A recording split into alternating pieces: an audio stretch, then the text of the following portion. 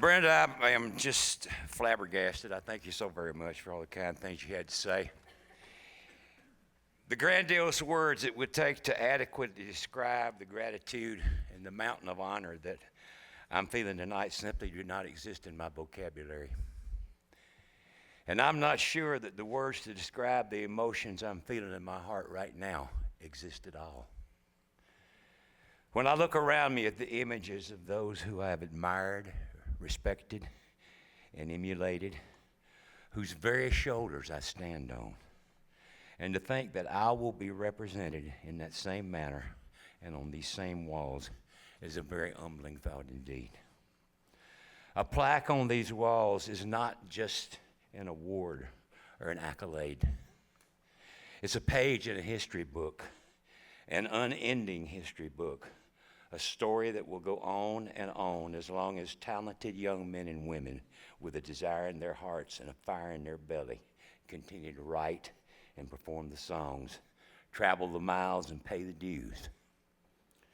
Many of the faces on these walls laid the foundation and established the infrastructure for those of us who would follow in their footsteps, taking their music down two-lane blacktops into the mountains and swamps to the common folks whose songs their lives reflected. Through depressions and wars, they sung their tunes about lonesome train whistles and love gone wrong, and played the hoedowns and drinking songs, and helped America remember that no matter how dark the days of war became, there's a star-spangled banner waving somewhere.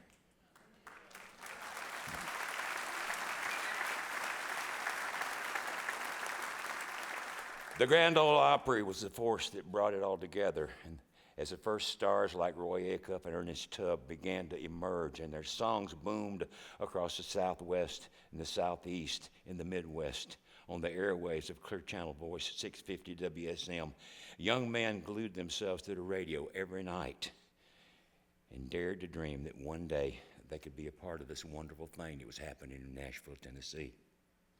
I know because I was one of them. And from the time I learned my first three chords, my life has been devoted to the creation and performance of my music. It's been a rewarding life. It's been an exciting life, and I'd do it all over again in the twinkling of an eye. For me to acknowledge this most distinguished recognition and not acknowledge the fact that I would not be standing here tonight if it were not for the love and loyalty of my wife, my son, the fact that God has granted me yet another desire of my heart, and that I have been surrounded by some of the most incredible people who have stuck it out with me and had my back through some pretty heavy storms. I've often been asked what my most cherished accomplishment is, and my answer never varies. It's keeping 25 people gainfully and steadily employed for 40 years.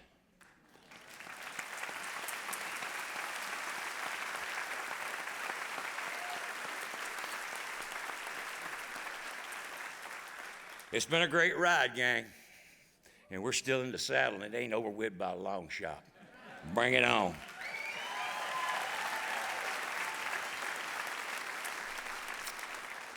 The acknowledgments I make tonight would not be complete without me recognizing my dear friend and mentor, Bob Johnston, who brought me to Nashville in 1967. Bob passed away a little over a year ago, but I know if he could have been here tonight, he would have taken great joy in this event. So with the greatest respect for the past, the greatest aspirations for the future, as I humbly accept this incredible, indescribable honor desired by so many and attained by so few, I realize just how blessed I am. Long live country music. God bless Music City. Thank you. Good night.